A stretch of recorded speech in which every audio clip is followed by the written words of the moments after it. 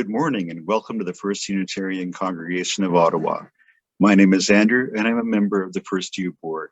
It's good to be with you. With current COVID restrictions, we are bringing you Sunday services again from home. Do take care and take advantage of online opportunities at FirstU to stay in touch during this time. If you are new to FirstU and would like to learn more about us, please contact us through our email at welcome@firstunitarianottawa.ca. Following our service at 11:30 a.m., do join us as well for our virtual hospitality hour. You will find the Zoom link on our website at www.firstunitarianottawa.ca or in our weekly email newsletter at the EUU. During these times, it is more important than ever to sign up to receive the EUU, check our Facebook page and our webpage for notices and updates. Materials for our upcoming annual general meeting went out to members this week via email or snail mail to those who requested it. Do contact the office at uuoffice@firstunitarianottawa.ca if you did not receive materials. The AGM will be held on Sunday, June 6th. Connect first to the morning worship service on Zoom at 9:30 a.m. and then stay. The AGM will begin on the same Zoom link at 10:30 a.m. More information will be in the upcoming EUUs. Our board president, Lisa Sharp, and treasurer, Justine Jager, will answer questions regarding motions to be voted on and FirstU's financial audit at two separate information sessions on Monday night, May 31st at 7 p.m. and Thursday morning, June 3rd at 10 a.m. Do look for Zoom links in the EUU. Whatever your heritage, whatever your faith, whomever you love, and however you identify, today you are a part of our spiritual community. Good morning, everyone. My name is Mary, and I am delighted to be your worship associate this morning. As Andrew mentioned, do look to our Facebook page, website, and weekly EUU emails for information about all the happenings in our congregation. Some announcements to highlight. Do join next week's Sunday forum at 9 a.m. with Erin Lee, a passionate intersectional feminist and executive director of Ottawa Coalition to End Violence Against Women. Shocking rates of violence against women have not changed in a decade. Then those rates increased during the pandemic. Canada is committed to being free from gender-based violence by 2030. Perhaps there will be some hope in listening to Erin. And do look for our own 30 Cleary building during the virtual Doors Open Ottawa on June 5th. And finally, some announcements from the Environmental Action Group. First, sign up to attend the free Home Energy Audit Seminar, co-sponsored by the City of Ottawa and the SmartNet Alliance on May 27, 2021 from 6:15 to 8:45 p.m. Federal and municipal governments have proposed financial assistance programs to encourage energy retrofits requiring a home energy audit. The link is in the EUU or on the Climate Confrontation page. Secondly, before May 27, send a letter to the IESO, Ontario's independent electricity operator, and our political leaders to express support for the phasing out of gas-powered electricity in Ontario by 2030. May 27 is the date of the public webinar to be held by the IESO, who has asked for written or verbal input on this topic. The link for the letter is in the EUU or on the Climate Confrontation page. And thirdly, do look to the EUU and Climate Confrontation page for more EnviroBits. And now, please welcome our minister, the Reverend Patricia Guthmann Haresch. Bonjour. Good morning, everyone. Our opening words come from Unitarian Frances Ellen Watkins Harper. Harper was born a free Black woman in Baltimore, Maryland in 1825. She became an educator, writer, and a dedicated abolitionist. Her writings often urged Black people, women, and other people in oppressed groups to take a firm stand for equality. She became a Unitarian when she was 45 and lived into her 80s. These words come from her address to suffragists at the 11th National Women's Rights Convention in 1866 in New York. She said, "We are all bound up together in one great bundle of humanity, and society cannot trample on the weakest and feeblest of its members without receiving the curse of its own soul." You tried that in the case of the Negro. You pressed him down for 2 centuries, and in so doing, you crippled the moral strength and paralyzed the spiritual energies of the white men of the country. Society cannot afford to neglect the enlightenment of any class of its members.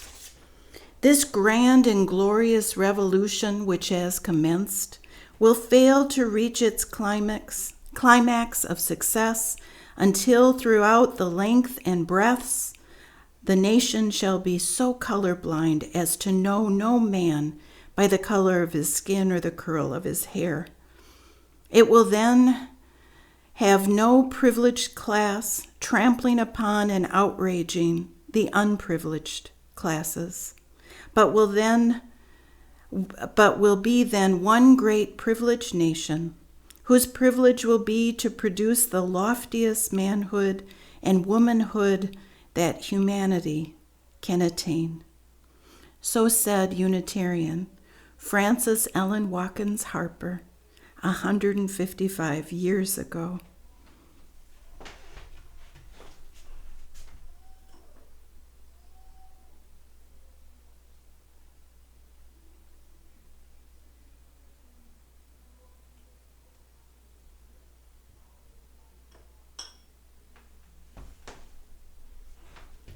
Let us sing the Chalice Song. Chalice, chalice, burning bright, help remind us with your light of how we'd like to live each day with love and truth helping lead the way. Hi to everyone, it's Nao, your Director of Religious Exploration. Hope everyone is doing great today. I'm sharing a little piece with you that Reverend Pat shared with me, and it's the story of the flower ceremony. Norbert Kepek was a Unitarian minister who lived in the last century in the city of Prague. His home and church were overrun by German soldiers in the years of World War II.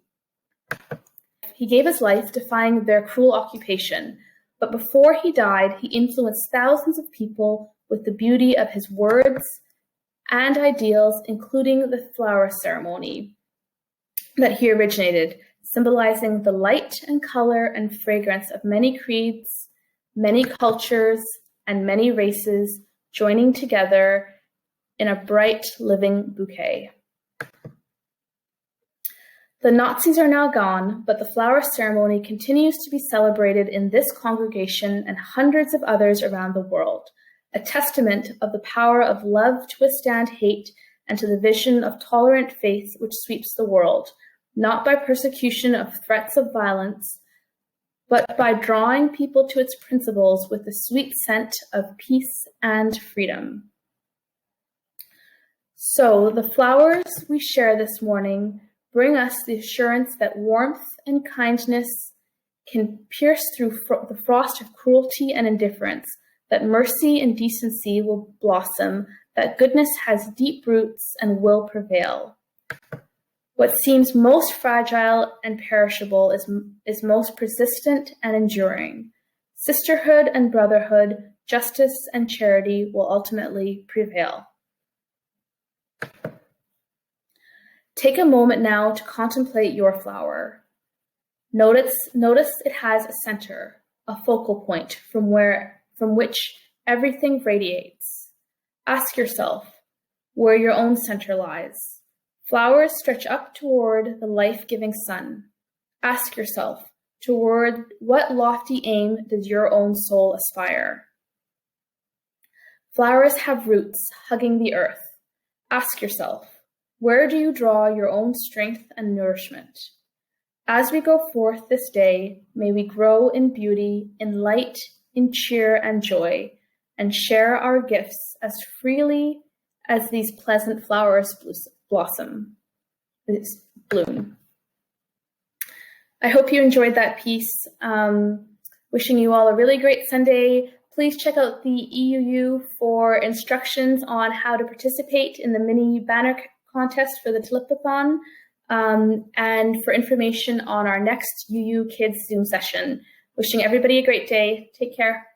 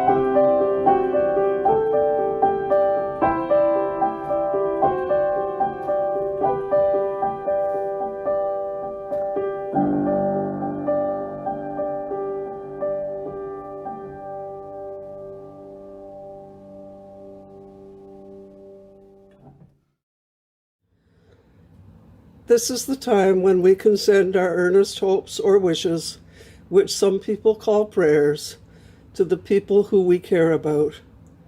I invite you to think about your relationship with this community and how it can support you in the good times and the not so good. Think about your hopes and your hurts and how sharing them with like-minded people can make you feel. In this COVID time, which mercifully seems to be slowly coming to an end, we need to be careful and still stay safe, even if you've been vaccinated. Until we've got most people vaccinated, there's still some danger out there. So please make sure if you're meeting in person that you are staying safe. Let us also lift up those who are persecuted for their beliefs, who have experienced the ravages of war or the pain of bigotry. Those whose lives and livelihoods have been uprooted by violent weather. Those who are homeless or starving, while most of us live in relative abundance. And all of those who are lonely and in the need of the company of friends.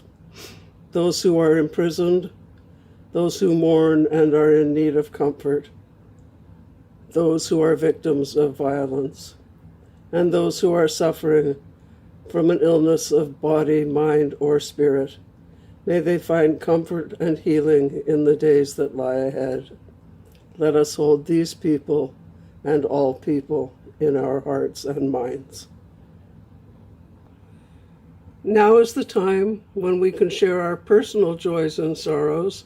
We do this by dropping stones in water and allowing the ripples to send our thoughts out to the universe, where we can congratulate or commiserate, as the case may be. Some stones today. I have two to begin with, well actually three to begin with. We have happy birthday wishes to Judy and to Rhea, who both turned 85, and happy birthday to Ian, who has a birthday this week.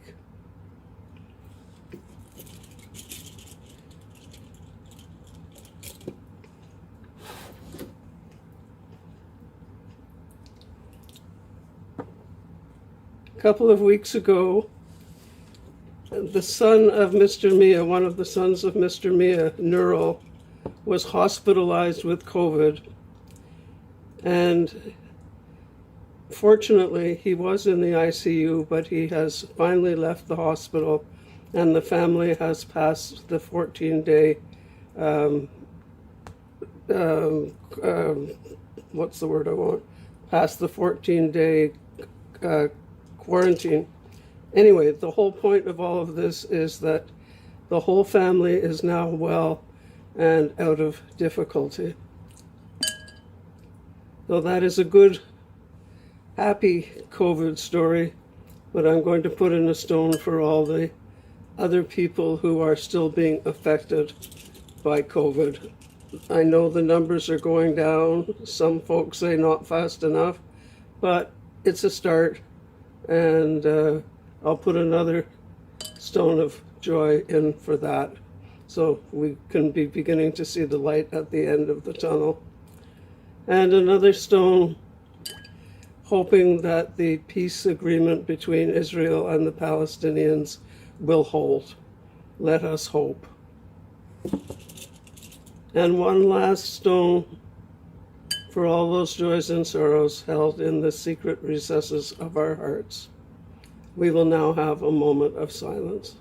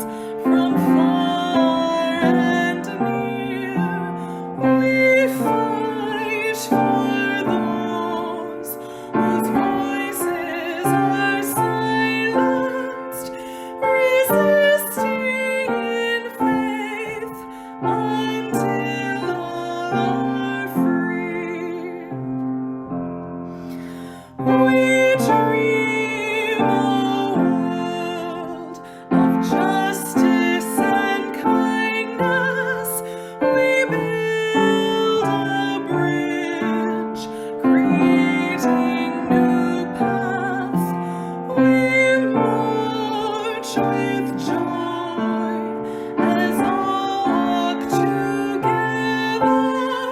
embracing each one, we boldly stand.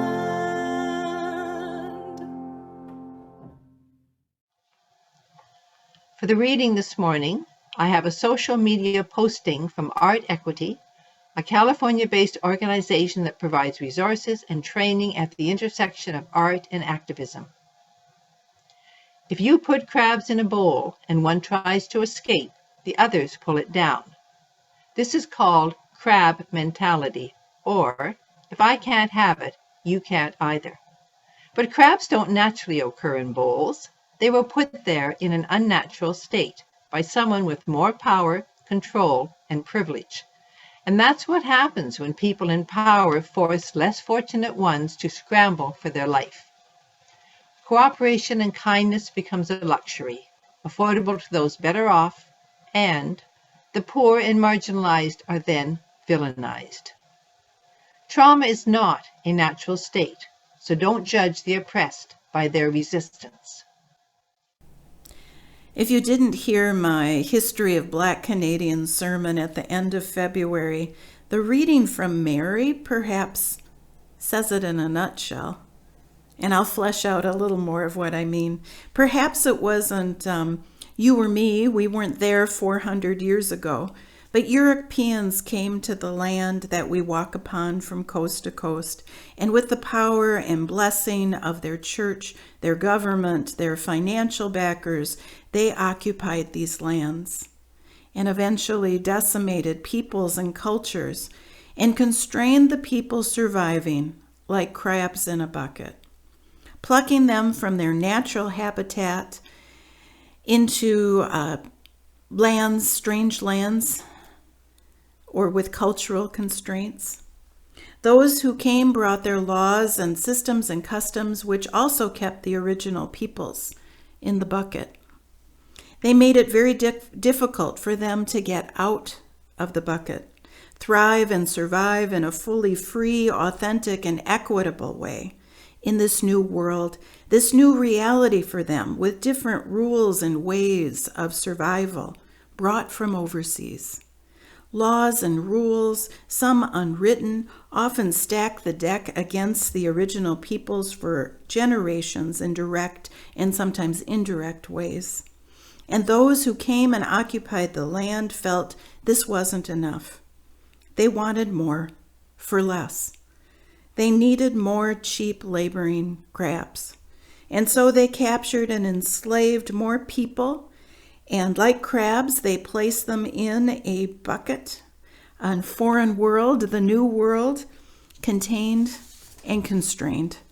They used force, they used the legal system, they used the church. They didn't provide equal access to those tools needed in the new world to get out of the bucket. They even used what they called science to keep those they conveniently marked as different in the bucket, contained and constrained.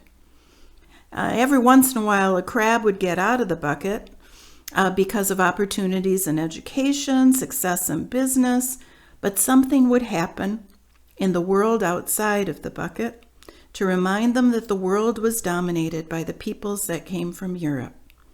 They were, after all, just a crab. Centuries ago, even decades ago, perhaps that wasn't you or me who originally made the laws or did this, but we live in a society built upon the foundation laid by the original crab catchers, you might call them in the analogy.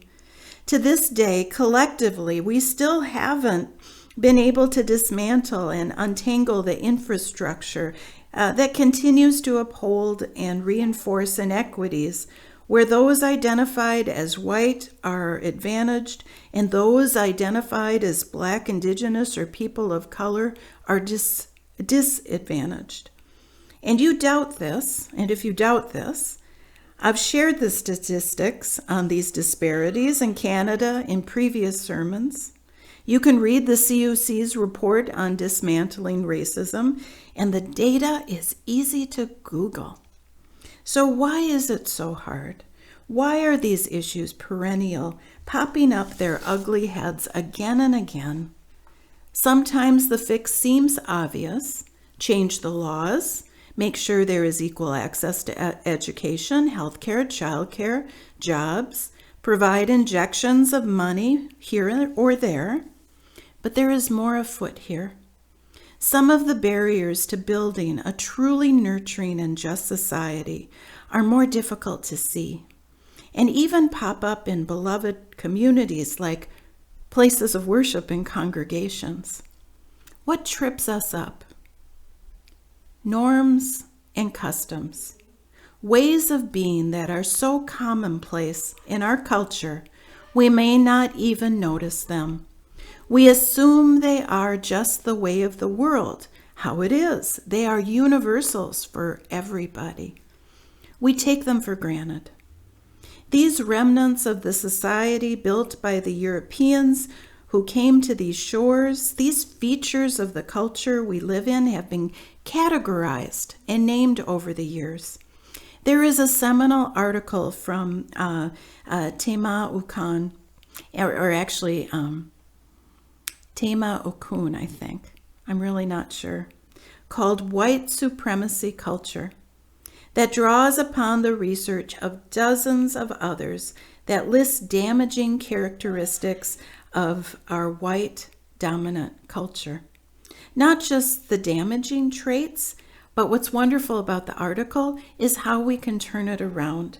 So it isn't just a critique, it also provides a means for transformation.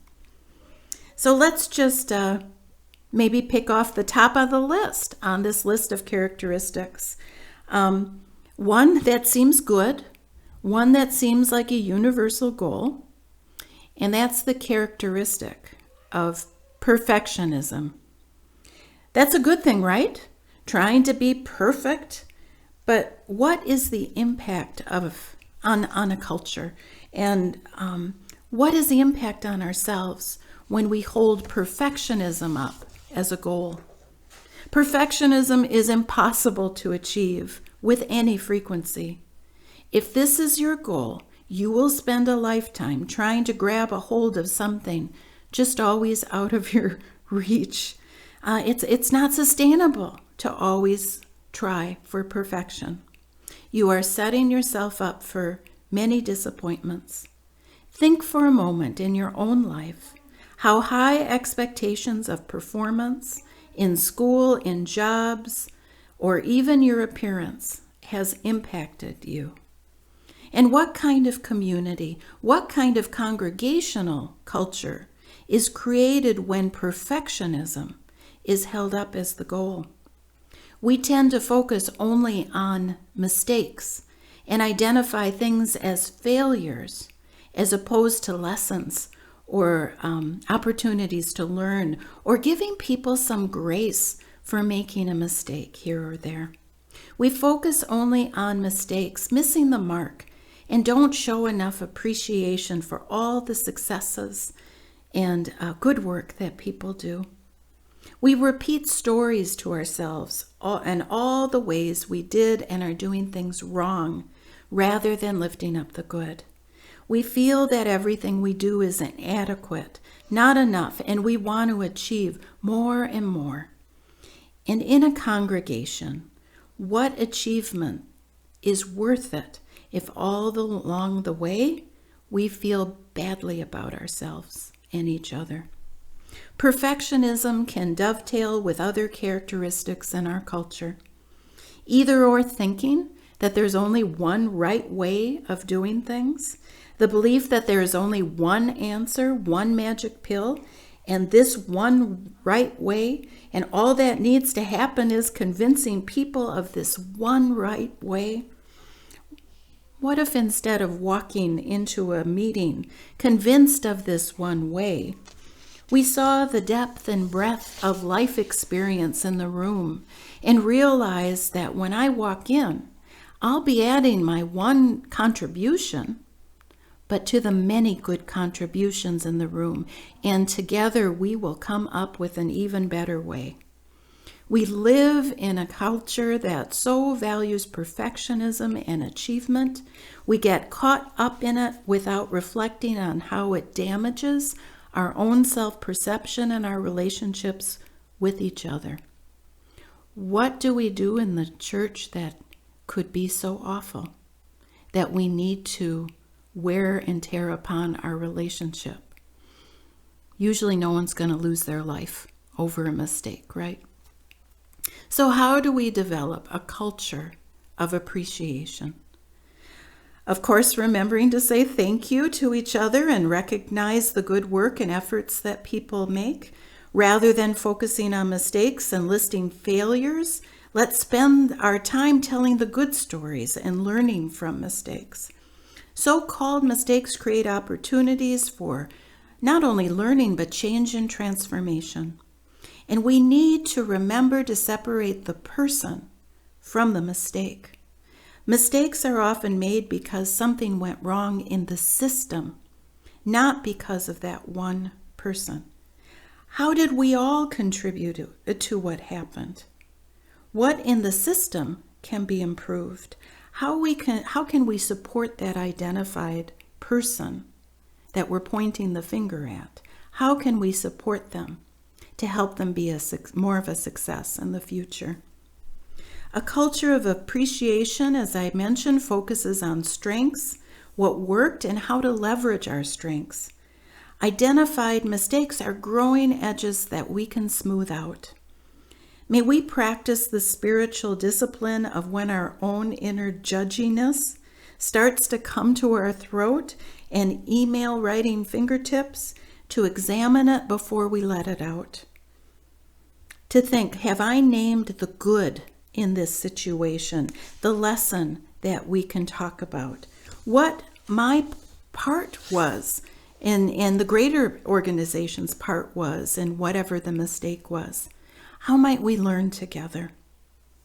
I want to tell a story that may illustrate how these characteristics of white dominant culture that Ukun names in her article can play out, of how even our good intentions can impact others. The story is a composite of fact and fiction, in that it reflects experiences of real people that have been woven around in the story of a fictional family. The story is drawn partly from a case study used in a Unitarian Universalist workshop on anti-racism, from a UU World article about a black man's account of being in a UU congregation, and even some experiences I've heard of here in FirstU. Some of the folks who took Ian's Kyriarchy class, that workshop, may find this story familiar. But welcome to Random Town UU, the Random Town UU congregation. They are an active mid-sized congregation. They happen to be about 95% white of European descent, and with about 5 families and some 3 or 4 others who are Black, Indigenous, or other people of color. Nancy, a white woman in her 60s, has been on just about every committee in the congregation and now is a member of the board. She sees the congregation's lack of racial diversity as a big problem. She sees herself as an ally to people of color, an advocate for inclusion. She's learned about a lot about racism in her work, as so many of the congregants have. And she tells the leadership all the time of difficult situations of the past, and that there are no people of color at Random Town, even sometimes at meetings where BIPOC people are present. Gina, a Black Canadian in her 30s, has been coming to the congregation for 1 year about now with her husband, Jim, also Black, and their toddler. On her family's first Sunday there, Nancy and others were so effusive in welcoming their family that they had difficulty leaving the building that morning, and people kept talking to them, even in the parking lot. Gina questioned coming back again. And Jim, who had attended a Unitarian congregation during university, was a little annoyed that everyone assumed they didn't know anything about Unitarianism. Sometimes it almost felt like they were being lectured to. They didn't even get a chance to say that Jim already was a Unitarian. After the first time, few made an effort to greet Gina's family or make them feel welcome. When Jim asked someone about feeling like a stranger, especially after attending so often, he was told that the congregation tended to be reserved, and it had nothing to do with race. But it seemed to Jim that everyone else would greet each other warmly and seemed to know each other. Nonetheless, Gina found her niche in RE with her toddler, and even though they were new, Jim was asked to many, many committees to be on them. During the coffee hour, some white congregants would try to make conversation, but it always seemed that the conversation would kind of creep over to issues of race. They would talk about things like George Floyd or Black Lives Matter, all the issues that were happening in the U.S., but thank goodness not in Canada. And then Nancy would show up again. She would always say something about Gina's unique style and want to touch her toddler's hair. She would practically beg Gina and Jim to greet an usher so we can show how welcoming we are to people of color. And Nancy would always ask to take pictures of Gina's family to put on the website and in the publications, and would almost always ask Jim and Gina, "Hey, tell us how we can get more people like you here."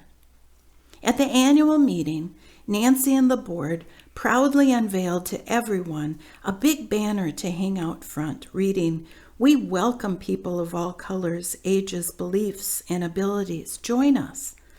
Gina raised her hand and commented, "Are we sure we're truly welcoming people of all colors?" Nancy felt a bit defensive and felt a growing hurt.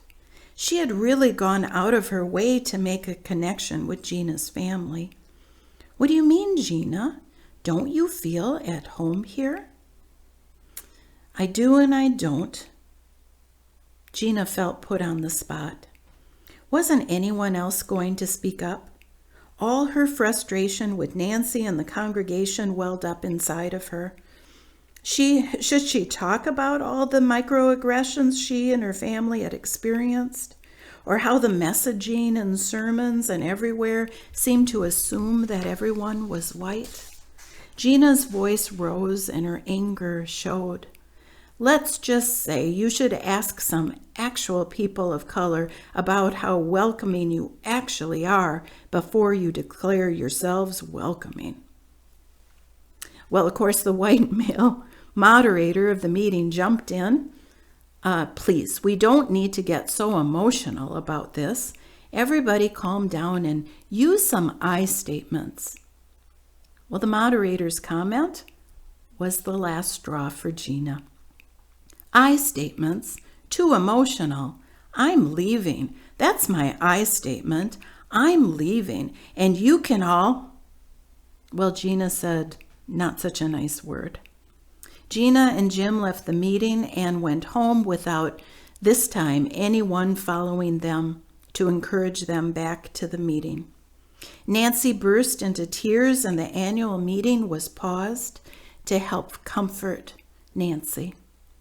Back home, Gina posted a UU World article about white supremacy culture in UU congregations on the congregation's public Facebook page, with the question, "How welcoming is Random Town UU really?" which inspired an online dialogue with other members of the congregation and how Random Town UU is not really welcoming to people of color and could do better. Well, Nancy sent an email right away to the board about what she described as Gina's disruptive behavior. Gina broke covenant. What are we going to do about this lack of respect for leadership? Using a profanity at a church event and very publicly embarrassing us, implying Random Town UU is racist. Indeed, what can be done? What could have been done? This kind of stuff happens. These little hurts, these microaggressions build up that don't just harm BIPOC people, but breaks the fabric of community for everyone. There's some other characteristics of our white dominant culture listed by Akun in her article that rise up in the story. Akun lists the characteristic of quantity over quality, where the focus and resources of an organization are directed at producing measurable goals with numbers that are more valued than the kind of things that are hard to measure.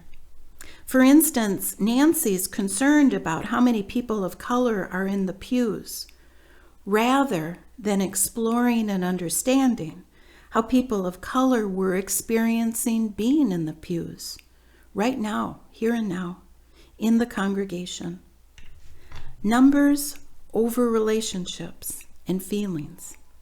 The clock and the agenda in the annual meeting became more important than letting a person's voice be heard, a traditionally marginalized voice, a voice that had been hurt, someone who clearly was upset and had a different view about the welcoming banner in a place where she didn't feel welcome. If these voices aren't allowed to be heard in a constructive way, you never know how they might pop up. Measurable goals, numbers, statistics are focused on versus on focusing on nurturing the quality of relationships, consensus building, constructively dealing with conflict. Emotion and feelings, taking time for due process, are seen as barriers to progressing towards measurable achievements. To build a beloved community, relationship and process should be the bottom line. How you do things together, how you feel about what you do together, the relationships you build is a community's secret sauce. Rather than avoiding conflict, measure your success by how many times you were able to handle it well. Rather than focusing so much on the agenda, pat yourself on the back when you recognize those times you needed to stop the clock and just deal with the feelings at hand and address people's underlying concerns. Success can be measured in many ways, not just by numbers. The Nancy in the story demonstrated defensiveness as soon as Gina expressed her true feelings. Defensiveness and conflict avoidance are other characteristics found in this white dominant society. Criticism of leadership or opposing views are seen as threatening, hurtful, obstructive to progress. When defensiveness arises within us, may we have the spiritual discipline to resist it and instead lean in and listen and learn from other people's views. Our feeling the pressure for perfection and achievement can bring out another trait from the greater society, this sense of urgency and reactivity. The sky is falling down. We're not doing enough. And we have to do everything now. It's vital. Things are going to happen if we don't. I worked in a hospital setting. That's when you know things are urgent, really. There's so much in a church when we can take the time.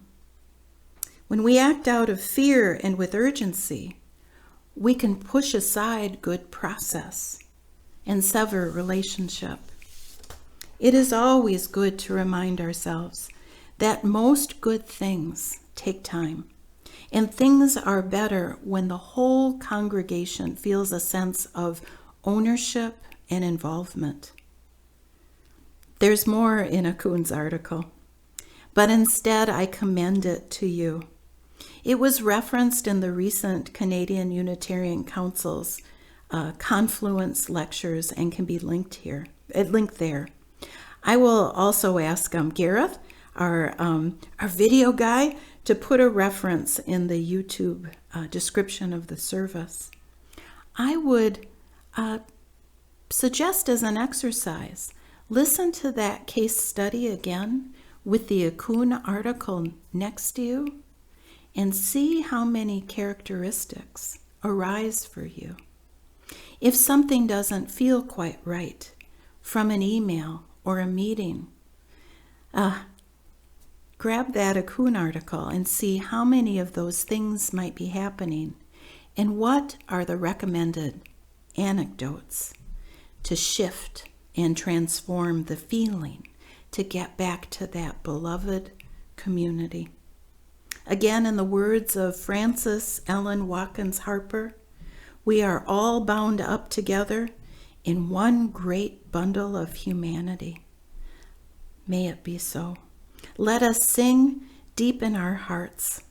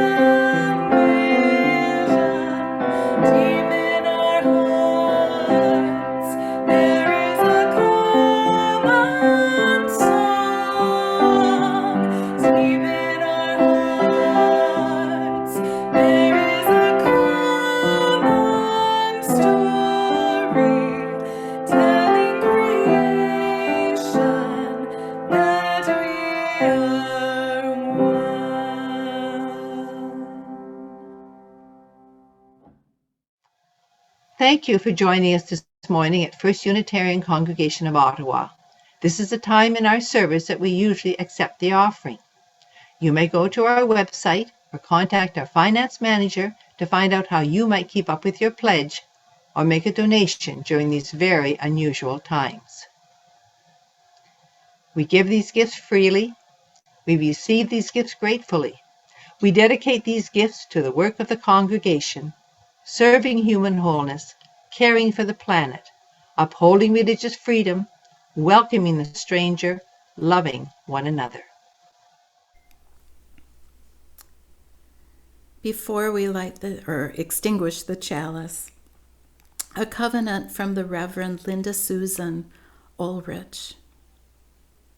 We gather not for ourselves alone, but to use our common power to build the beloved community beyond these walls. This is our covenant with each other, to help justice flourish, to practice compassion amidst difference, and to embody transformative love. It's just that simple.